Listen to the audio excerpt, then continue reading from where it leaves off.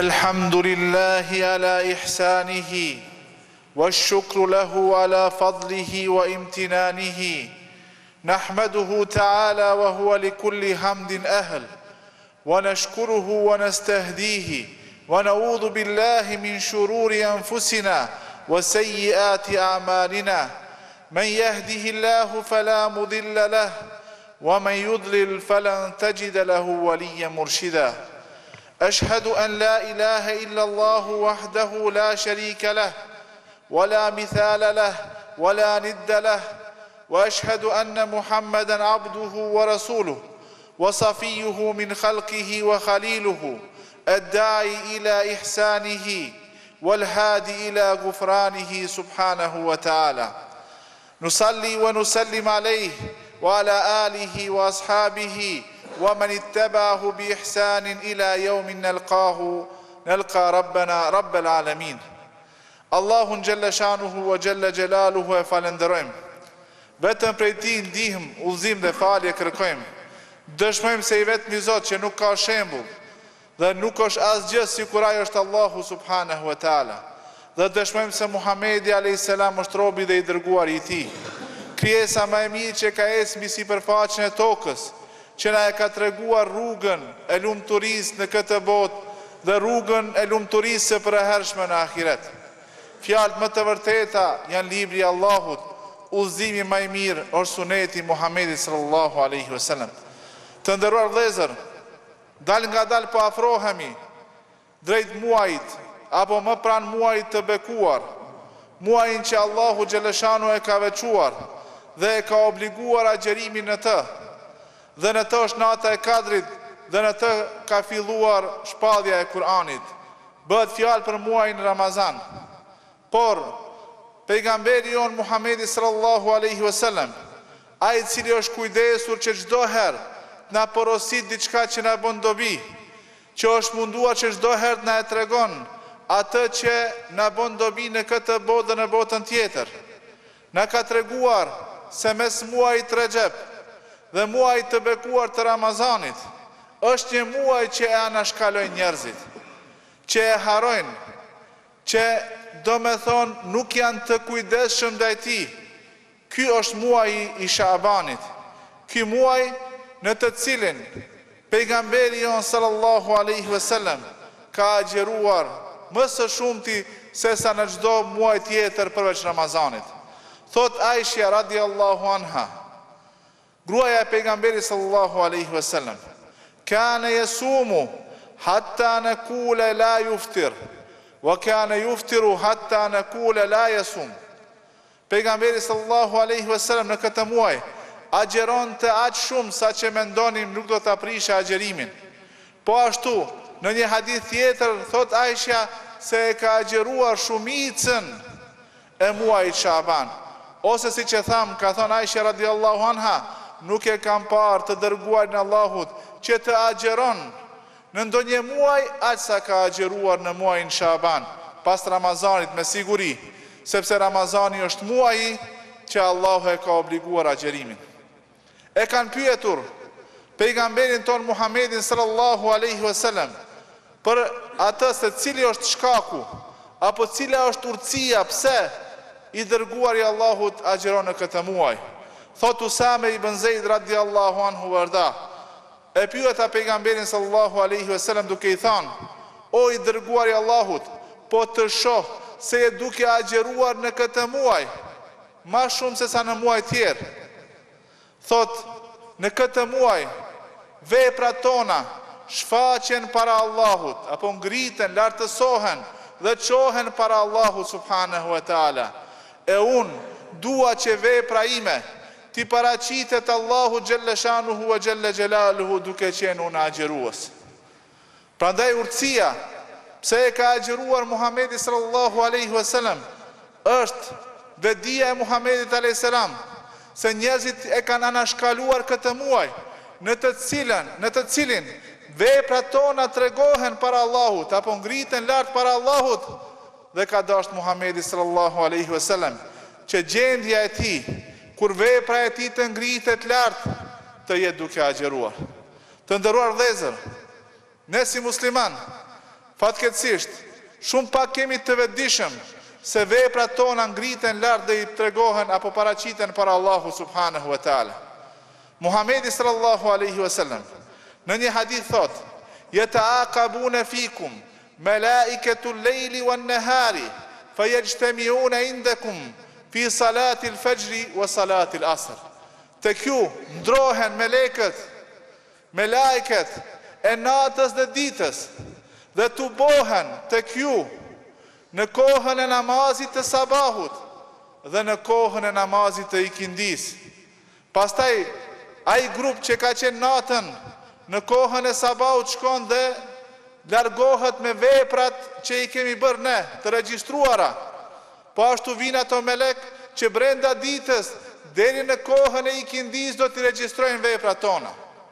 E Allahu subhanahu wa taala i pyet: "Kejfe wajadtum ibadi?" Si ishin robërit e mi në këtë kohë kur ju shkonit tek ata edhe kur largoheshit prej tyre? Ato do të përgjigjen: "Wajadnahum wa hum yusallun, wa ansarafna anhum wa hum yusallun." U larguan prej tyre duke u fal, ato ishin duke u fal, edhe po ashtu zbritën tek ata në kohën kur ata ishin duke fal. Prandaj, momenti i shfaqjes së veprave para Allahut subhanahu wa taala, ndikim të madh ka gjendja jonë në të cilën jemi. Prandaj pejgamberi sallallahu alaihi wasallam e ka agjeruar ditën e hanë dhe ditën e enjte mu për këtë shkak, se ka dashur që veprat e tij të shfaqen para Allahut xhelleshanu duke qenë të agjeruar. Të nderuar vëllezër, Muhamedi sallallahu alaihi wasallam në këtë hadith e ka përmend një realitet të hidhur, një të vërtetë e cila ndoshta nuk na pëlqen shumicës. Ajo është se njerëzit në shumicë apo shumica e tyre janë të pakujdesshëm, janë në gaflet. Besimtari i vërtet dhe i vetëdijshëm është ai i cili mundohet ta shfrytëzojë çdo moment, çdo rast të volitshëm për ta shtuar konton apo sasinë e veprave të mira. Ndërsa fatkeqësisht kemi raste kur dunjaja, epshet, kur dyshimet, edhe shpresa e gjatë na kanë vendos neve në një gjendje të gjumit, në një gjendje të gafletit, edhe nuk jemi të vetëdijshëm, se koha po kalon e ne nuk përmirësohemi. Mendojmë se o të zgjat jeta jonë, edhe pse, siç kanë thonë dietarët, jam habitur me një njeri i cili vazhdon të qesh, edhe mbush gojën e tij duke qesh, a nuk e din Allahu a është i kënaqur me to apo është i hidhur? Ose jam habitur me një njeri, thot Selman el Farisiu radiallahu anhu, i cili e ka shpresën për jetë të gjatë, edhe pse meleku i vdekjes vetëm se ka filluar ta kërkon. Edhe ka thonë, po ashtu jam i habitur me gjendjen e një njeriut i cili është në gaflet dhe nuk e din se ai i cili është caktuar meleku i vdekjes për me marrë shpirtin, nuk është në gaflet. Ai e pret momentin. Ndoshta në Ramazanin e kaluar, në natën e Kadrit, është caktuar se dikush prej neve nuk do të arrijë këtë muaj të bekuar. Do të largohet. Prandaj thonë dietarët, po habite me njeriu i cili është në gaflet, nuk punon për ahiret, edhe që ndoshta emrin e ka të shënuar në librin e atyre që në këtë vit apo në këtë kohë do të largohen nga kjo dunja. Gafleti, të nderuar vëllezër, është një musibet shumë i madh. Shejtani i ka pushtuar, i ka zaptuar zemrat e njerëzve me anë të gafletit. Me anë të gafletit. Do me thonë i ka bërë që ata të mos të jenë të vetëdijshëm, sikur me qenë pa vetëdije për ata se çfarë duhet të bëjnë. Allahu në Kur'an thotë: "Waqtarabal wa'dul haqq fa idha hiya shakhisatun absarul ladina kafaru." O shafruar premtimi i vërtet. Cili është premtimi i vërtet? Premtimi i ditës së gjykimit. Edhe kur vjen ajo ditë, ai çast, shumica e njerëzve do të shtangën shikimet e tyre, sikur njeriu i cili është i friksuar tepër dhe nuk din ka t'i çon sytë e tij. I rotullohen. Thot, do thonë, ja wejlena, qad kunna fi ghaflati min hadha. Do thonë mjerë për neve. Ne ishim në gaflet për këtë çështje. Ishim në gaflet. Ishim larg asaj që duhet me qenë. Bel kunna dhalimin, përkundrazi, ishim ata që i bënin vetvetes padrejtësi duke bërë mëkate. Po ashtu Allahu në Kur'an thot: "Walaqad dara'na li jahannama kathira min al-jinni wal-ins." Kemi krijuar, thot Allahu xhaleshanuhu, në këtë dunja për xhehenemin, për zjarrin e xhehenemit, shumë gjinë dhe shumë njerëz. Kush janë këta? Thot lahum qulubun la yaqiluna biha. Kanë zemra, po zemra atyre nuk kupton asgjë. Është e vulosur, sikur asnjë pikë hajrit nuk mund ta gjejnë vendin në zemrën e tij. Po ashtu, lahum a'yunun la yubsiruna biha. I kanë syt, po a shohin me ato sy?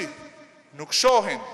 E kanë penguar, apo mëkatet i kanë penguar sytë e tyre dhe nuk mundën të shohin të vërtetën. Hakun i cili dita ditës po afrohet. Lahum adhanun la yasmauna biha. Kanë edhe vesh, kanë edhe dëgjim, pa dëgjojnë, la yasmaun, nuk dëgjojnë. Ulaika kal an'am bal hum adall. Të tillët janë sikur kafshët, Allahu na nderoft. Si kafsh i krahason Allahu, nga se qëllimi vetëm në jetë është që ta plotësoje nevojën e tij shtazarake, me hangër, me pi, me shpreh zepshin e tij. Ndërsa realiteti për të cilin Allahu e ka krijuar, ta adhuron dhe ta madhron Allahun, e kalon anësh. Është në gaflet. Ulaike humul ghafilun. Të tillët janë në gaflet. Të tillët janë në gaflet, në një lloj pagjumësie, në një lloj gjumi, klapi me të cilën e kanë haruar qëllimin e vërtet pse janë krijuar. Të nderuar vëllezër, muaji Ramazan, do të thonë muaji Shabanit, është një muaj ku na përkujton pejgamberi sallallahu alaihi wasallam që duhet të largohemi nga ky gaflet. Ta shtojmë madhurimin. Është transmetuar se përveç agjerimit në këtë muaj, njerëzit e mirë e kanë shtuar edhe leximin e Kur'anit. Po ashtu e kanë shtuar edhe sadakan. Cili është qëllimi pse në këtë muaj është ligjësuar apo është bërë sunet që të agjerojmë sa të kemi mundësi më tepër? Thonë dietarët, nga se në momentin kur shumica e njerëzve janë në gaflet, adhurimi është më i zorshëm dhe më i vështirë dhe më i rëndë për njeriu. Prandaj ka dashur pejgamberi sallallahu alaihi wasallam me na nxit çet kohë ku njerëzit nuk na shikojnë, nuk janë të vetëdijshëm, ta shtojmë ibadetin. Ashtu ka thënë pejgamberi sallallahu alaihi wasallam, el ibadatu fil fitnati kal hijrati ilayya. Kush bën ibadet, është i përqendruar në adhurime, në momentin e fitnes, provave, rëmujave që na kanë kapluar nga çdo anë, është sikur se e bë hijret dhe me shku pranë pejgamberit sallallahu alaihi wasallam. Po ashtu agjerimi në këtë muaj është një parapregaditje dhe stërvitje për muajin e Ramazanit që po na vjen.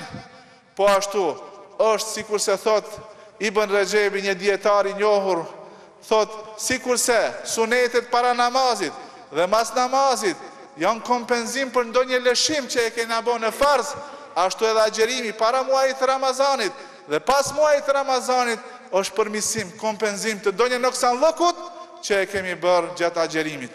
Prandaj të nderuar vëllezër, të zgjohemi nga gafleti.